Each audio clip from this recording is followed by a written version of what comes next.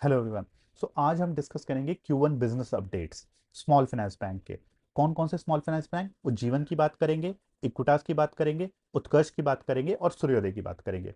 देखिए, एक underline theme clearly दिख रही है। सबके सब लोन बुक को पुश कर रहे हैं ग्रोथ में। अब वो कब कुछ पुश करते हैं? जब लगता है लेंडर को कि वो पैसा रिकवर कर पा रहा है जो लोन दे रहा है। तो ये क्लियरली एक अंडरलाइन थीम दिख रही है क्लियरली। पहले लेवल पे हम तीनों के चारों के बिजनेस अपडेट डिस्कस करेंगे। सेकंड में वैल्यूएशन डिस्कस करेंगे चारों की, और फाइनल में ये भी बताऊंगा मुझे इनमें से कौन से ज्यादा बेटर लगते हैं, बेटर प्लेस प्लेयर जो कि इस साइकिल को बुना सकते हैं, जो कि अब एक अच्छी साइकिल में हम आ रहे हैं, है ना। सबसे पहले उज्जीवन की बात करूंगा। उज्जीवन ने अपनी लोन बुक को 29% ग्रो किया है। देखिए, गाइडेंस इनका 25% का था, इन्होंने करा है 29%, तो ओवर अचीव कर रहे हैं। यानी कि definitely lender feeling confident about the ground situation, तभी वो ज्यादा लेंड करेगा, है ना। Second important part, asset quality वो भी इंप्रूव हो रही है। पार एक इंपॉर्टेंट मेट्रिक्स होती है, पोर्टफोलियो एट रिस्क, कितने परसेंट ऑफ पोर्टफोलियो आपका रिस्क पे, जो कि जीएनपी एनएनपी बन जाता है आगे, वो इंप्रूव हुआ है। क्वार्टर ऑन क्वार्टर स्टेबल है, ईयर ऑन ईयर काफी हद तक इंप्रूव हुआ है। जीएनपी इंप्रूव हुआ है और कलेक्शन एफिशिएंसी भी स्टेबल है, Q4 से अब तक स्टेबल है और ईयर ऑन ईयर इंप्रूव हुई है। तो ओवरऑल एक good set of number confidence दिखा रहा है कि एक अच्छे रिजल्ट आ सकता है उस जीवन का, है ना। सेकंड में डिस्कस करते इक्विटास की। इक्विटास ने अपनी लोन बुक को 26.7% से ग्रो किया है। इनका गाइडेंस 20% प्लस था, तो इन्होंने भी ओवर अचीव किया है। डिस्पर्समेंट में पुश कर रहे हैं, डिपॉजिट भी अच्छा खासा ग्रो किया है दोनों का, इनका भी जीवन का। तो इनके भी, इन्होंने एसेट क्वालिटी के नंबर शेयर नहीं करे, तो ये भी एक अपने गाइडेंस से ओवर अचीव करते हुए नजर आ रहे हैं। थर्ड प्लेयर की बात करूं सूर्योदय की, उन्होंने 32.5% से अपनी लोन बुक को ग्रो किया है। गाइडेंस 30 to 35% था, तो ये अपने गाइडेंस से ही चल रहे हैं और एसेट क्वालिटी इन्होंने शेयर नहीं करी। बाकी इनका भी ऐसा लग रहा है कि एसेट क्वालिटी इंप्रूव ही आएगी, बिकॉज लग रहा है कि सारे के सारे प्लेयर जिन्होंने डिक्लेयर किया है वो अच्छी एसेट क्वालिटी करी है। तो ये भी लग रहा है कि अपने अपने गाइडेंस को अचीव करेंगे। चौथे प्लेयर की बात करते हैं उत्कर्ष की। यहाँ पे मुझे लगता है अभी पुश नहीं हो रहा है इतना। जो इनका ऐसा लगता है कि इनका जो घर था ना वो ज्यादा ही गंदा हो गया था, तो क्लीन अप में ही इन्हें टाइम लग रहा है। तो इनकी लोन बुक ग्रोथ 2% की है ईयर ऑन ईयर, और डिपॉजिट ग्रोथ भी 2-2.5% की है। ऑल दो हैविंग सेड दैट, आने वाले समय इनका बेटर लग रहा है। क्यों लग रहा है? क्योंकि एसेट क्वालिटी इनकी भी इंप्रूव हो रही है। एसएमए जो इंपॉर्टेंट मेट्रिक होती है, स्पेशल मेंशन अकाउंट, वो इंप्रूव हुए हैं इनके। चाहे वो आप ईयर ऑन ईयर देख लो, चाहे वो क्वार्टर ऑन क्वार्टर देख लो, है ना। कलेक्शन एफिशिएंसी इनकी भी इंप्रूव हुई है। सेकंड सेक्शन पे आते हैं कि जहां पे हम इनकी वैल्यूएशन की बात करते हैं। देखिए, उज्जीवन ट्रेड करता है 1.7 पे, है ना।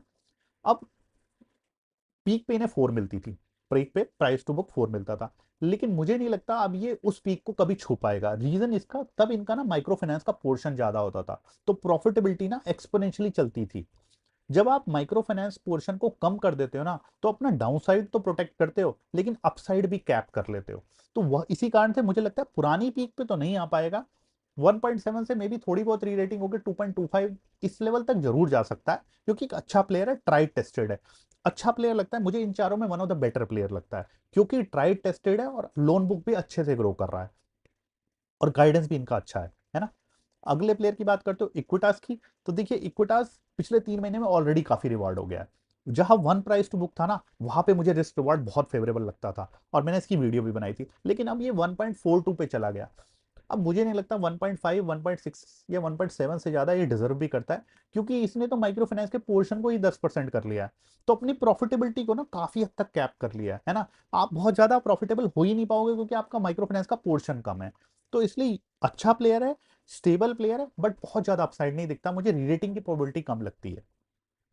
तीसरे प्लेयर की बात करूं सूर्योदय, अगर मैं दोनों की करूं सूर्योदय और उत्कर्ष, देखिए दोनों ना ये टर्न अराउंड प्लेयर, ये दोनों सबसे ज्यादा स्ट्रगल करे थे बुरी साइकिल में, है ना। और दोनों की अभी प्राइस टू बुक भी ना, दोनों की लगभग 0.93 0.99 के लगभग है। सूर्योदय ऑलरेडी रिकवर होता दिख रहा है, उत्कर्ष हो सकता है आने वाले समय में रिकवर करे। दोनों टर्न अराउंड के हिसाब से कहे जाएंगे, क्वालिटी वाइज ना उत्कर्ष और Equitas definitely better than these two है। बट हो सकता है ये बुरे प्लेयर, टर्न अराउंड है, हो सकता है ये ज्यादा रिटर्न दे दे, क्योंकि ये बहुत लो वैल्यूएशन पे है। बट क्वालिटी वाइज मुझे उज्जीवन और इक्विटास डेफिनेटली बेटर लगते हैं इससे, क्योंकि वो ट्राइड टेस्टेड है।